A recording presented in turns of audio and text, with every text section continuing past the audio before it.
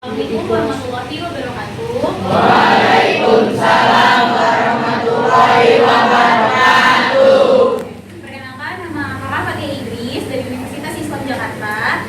Saya di sini akan praktek mengajar dalam materi pendidikan agama Islam. Nah, di sini yang kelas 7 ya? Ya. Coba tolong di next.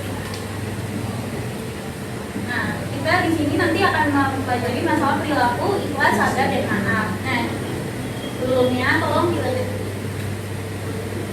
Nah, karena pembahasan kita kali ini kan ada ikhlas, sabar, dan maaf. Tapi kakak mau kalian menjawab ini dulu nih. Kan ada tuh pertanyaan sama ya, what will you do?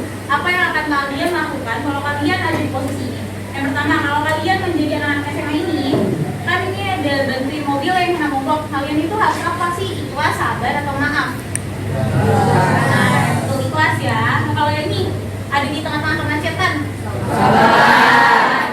udah parah yakin. Nah, kalau ini dibully karena ketiada juga nggak mulus. Nah, selain sabar juga harus apa? Maafin orangnya. Nah, selanjutnya. Nah, jadi pembahasan kita ini adalah isim, ikhlas, sabar, dan maaf. Nah, selanjutnya apa itu ikhlas? Ada yang tahu ikhlas itu apa?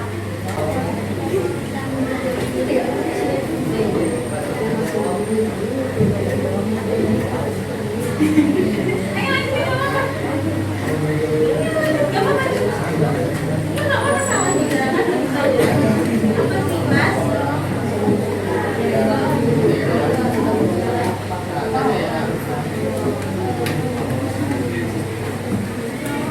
Kalau ngadepin sesuatu harus dengan ikhlas. Nih kata temennya, ikhlas itu kalau ngadepin sesuatu harus ikhlas. Bener gak? Benar, gak salah. Pak, tolong bilang. Nah, karena ikhlas itu pengertiannya dalam menurut Buya Kakak memiliki makna bersih, tidak ada campuran. Yang ibarat kalau emas tuh emas asli gitu, nggak dicampur sama perak sedikit pun. Jadi pekerjaan yang bersih pada suatu itu berarti ikhlas. Nah, menurut para ulama juga ikhlas merupakan seluruh ibadah yang diniatkan kepada Allah, bukan yang lainnya. Jadi ikhlas itu artinya adalah kesucian hati dalam beribadah atau beramal yang diniatkan beribadah kepada Allah tanpa ada campuran niat lainnya. Nah, temennya juga benar. Jadi kita kalau dalam melakukan apapun harus ikhlas dengan hati, karena niatnya apa? Niatnya hanya lillahi ta'ala. Nah, kita lanjut Kak. Nah, di sini nih ikhlas dijelasin dalam surat An-Nisa ayat 146. Ada yang mau baca Kak? Bisa ya baca Al-Quran ya siapa? Biasanya jago baca Al-Quran ya? Ayo baca. Ini baca gak? Ya nggak baca itu apa sih maju ke depan?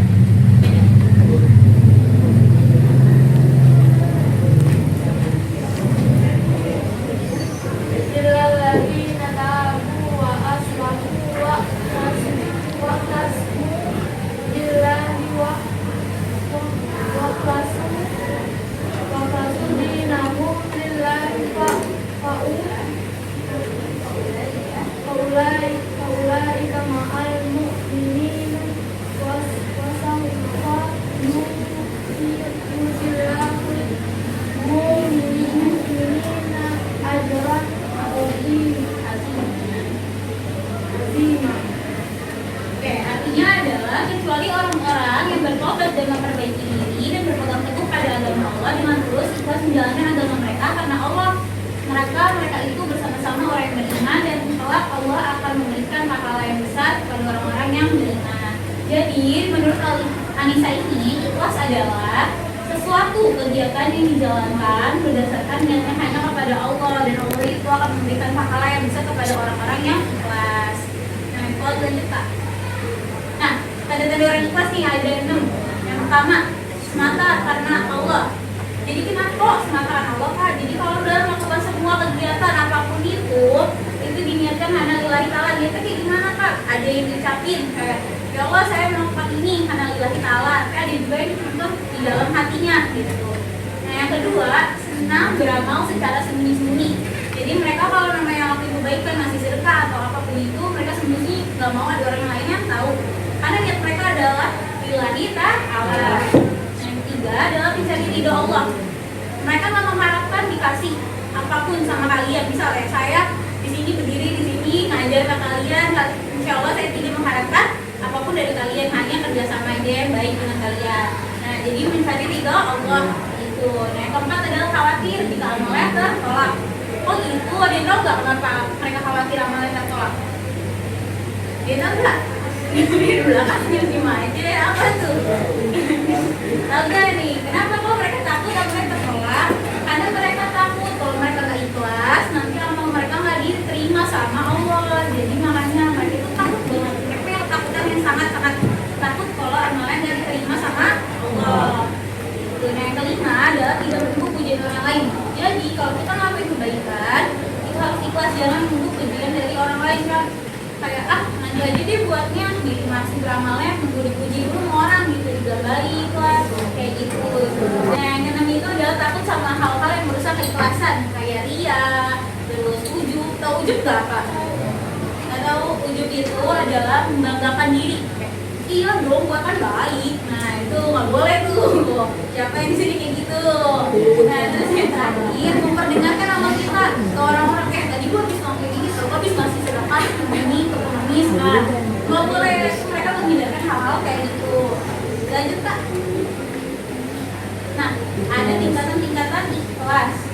Yang pertama, ikhlas tingkatan orang umum, yaitu adalah seperti kita nih, seperti saya. Ikhlas itu masih mencari keuntungan dunia sama akhirat. Kok gitu? Jadi misal saya sholat, kan sholat katanya bisa buat kesehatan ya. Nah, saya sholat tapi saya tuh pengen badan saya sehat, bukan karena murni karena Allah, bukan mencari Allah. Nah itu ikhlasnya orang umum kayak gitu. Nah terus yang kedua, tingkatan orang khusus atau khawas, yaitu di mana mereka ini hanya mencari keuntungan akhirat. Dunia mereka nggak nyari gitu, hanya keuntungannya.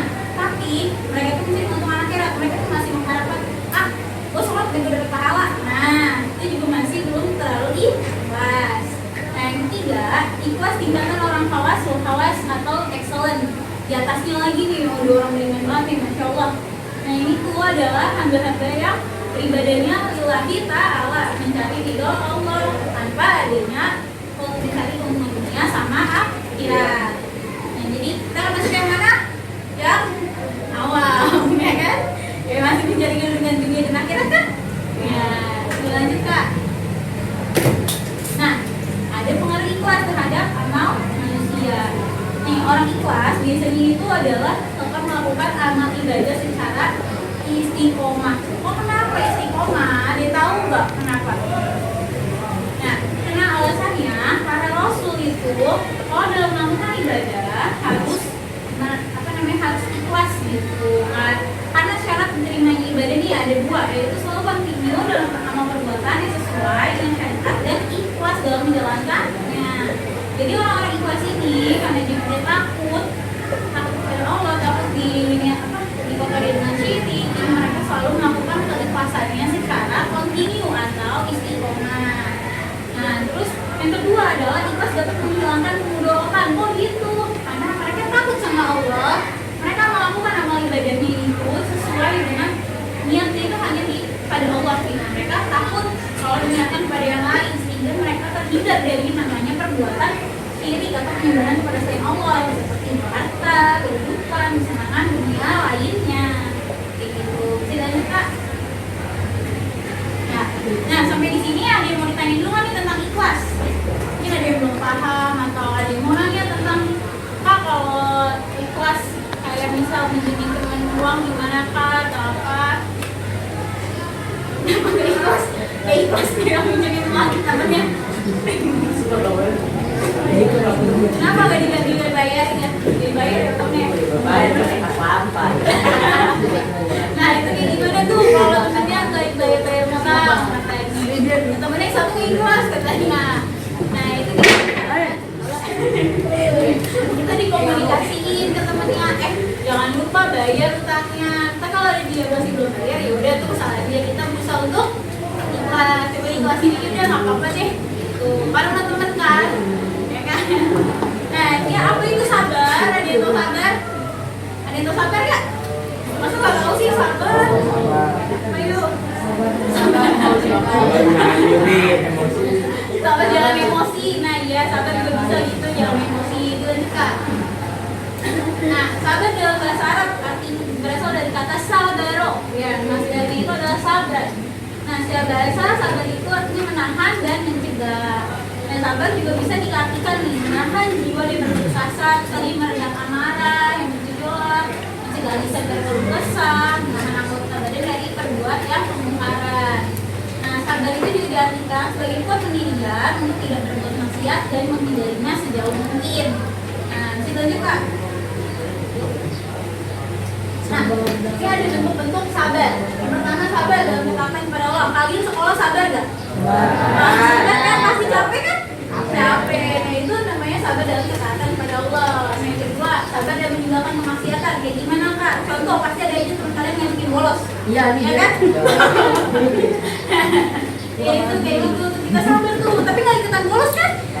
Nggak kan? Jangan. Kalau ikutan itu namanya sabar dalam meninggalkan kemaksiatan. Nah yang ketiga, sabar dalam menghadapi ujian dan cobaan dari Allah. Kalau kalian sakit atau nanti itu lagi UAS ya. Nah itu ujian tuh, sabar kalian tuh gimana ngadepin ujian itu. Yaitu caranya ngaber, belajar, berdoa, kayak gitu. Dan selanjutnya kak. Nah ada manfaat sabar. Yang pertama di dunia, yang kedua di akhirat. Nah di dunia apa? Mendapatkan apa yang diinginkan. Kok itu karena kalian nih, kalian sekarang sekolah, kalian sabar. Nah, kalian terus sekolah terus sampai pada akhirnya kalian menerima ujian kan. Nah ujian itu kalian juga sabar saat kalian laksanain, akhir kalian naik tingkatkan ke kelas 8. Itu yang dimaksud mendapatkan apa yang diinginkan. Yang kedua, menjadi pemimpin kaum. Kok bisa kayak gitu? Sini siapa ketua kelasnya? Nah kayak dia dibikin, dia ditunjuk sebagai ketua kelas karena dia sabar dalam berkata kepada Allah. Jadi dia selalu masuk sekolah, terus dia meninggalkan maksiat, terus juga dia sabar dalam menghadapi ujian. Nah akhirnya dia dipercaya sama teman-temannya buat menjadi ketua kelas, jadi pemimpin gitu.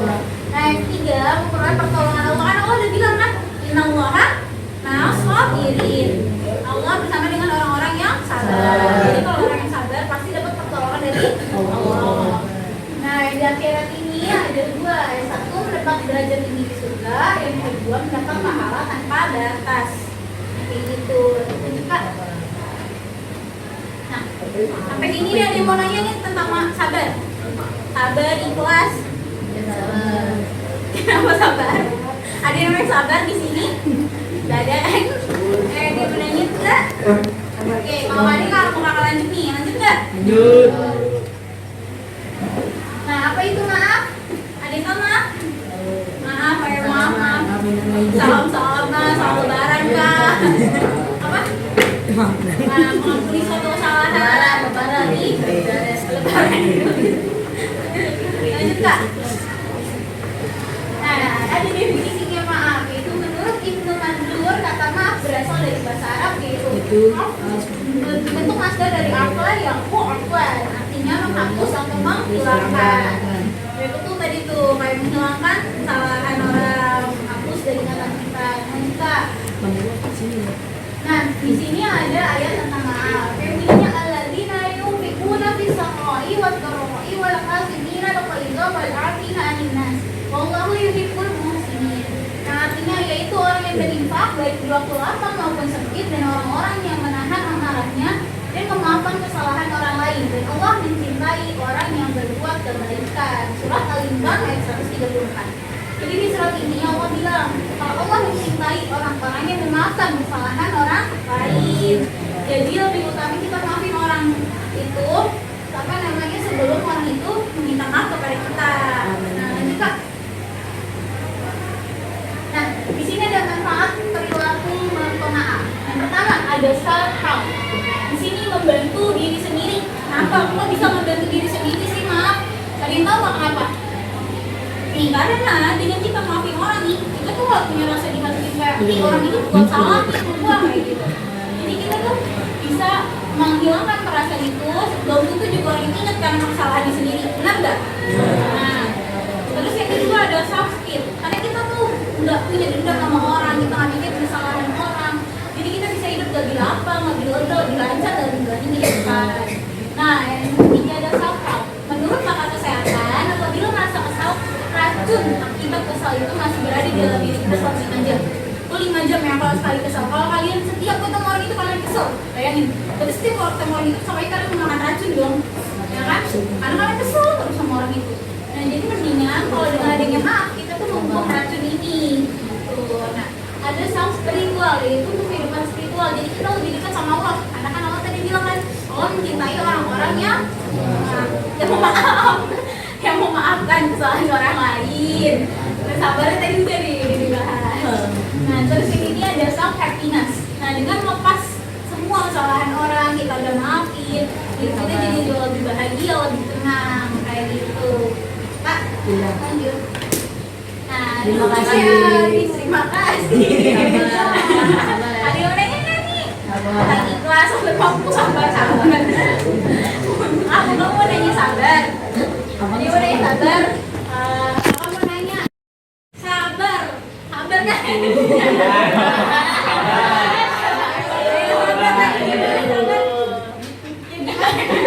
Ayo jelasin lagi dong. Simpulannya aja nih, sabar itu apa? Kesel, sabar, doakan kamu. Terus apa lagi? Manfaatnya apa? Manfaat sabar. Ngeri-ngeri ya. Oke, terus apa itu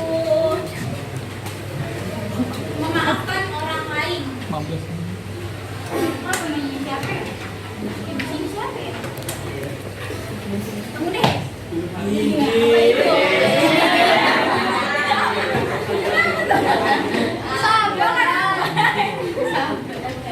Kalau maaf, kesimpulan dari kamu maaf itu apa? Menyelesaikan masalah. Maaf. Maaf ini masalah. Ayo, kamu tenang. Maaf kata kamu menyelesaikan masalah itu jadi masalah. Terus apa lagi? Apa? Oh, berbeda dia mengampuni kesalahan orang yang benar. Betul, bisa. Ya, ada lagi kan nih yang mau jawab? Apa lagi dia mau jawab nggak? Apa itu sabar? Tadi sabar sama maaf. Ya, kesimpulan aja yang kalian tahu deh apa? Ya Allah. Apa itu? Agar kamu juga deh tadi sabar aja.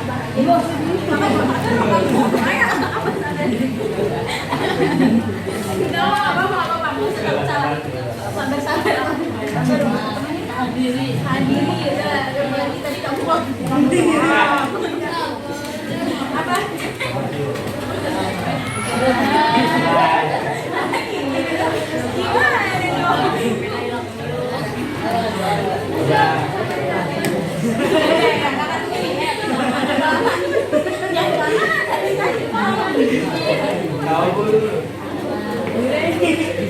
sama apa yang dari berdua nih berdua? Apa aja?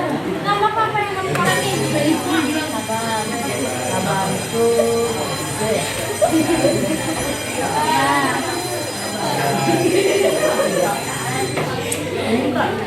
Ya. Tadi kan ada di sini. Apa yang kamu tahu aja ngomongnya? Apa kita jadi orang harus sabar? Ya, tadi kan sabar itu menahan. Ya, emosi bisa menahan diri, benar. Tadi kan sabar. Nah, kalian menjawab nih. Ya, jadi kesimpulannya adalah ikhlas, sabar, sama maaf itu nggak bisa dipisahkan. Karena mereka ini saling berkaitan. Ikhlas itu adalah tadi apa? Mendiamkan dalam diri, melakukan segala ibadah itu hanya kepada Allah. Nah, kalau sabar itu adalah menahan diri dari hal-hal yang mengganggu keimanan atau berbuat maksiat. Jadi maaf itu adalah memaafkan kesalahan orang lain. Nah, kayak gitu ya. Dan dia dari kakak, terima kasih. Wassalamualaikum warahmatullahi wabarakatuh.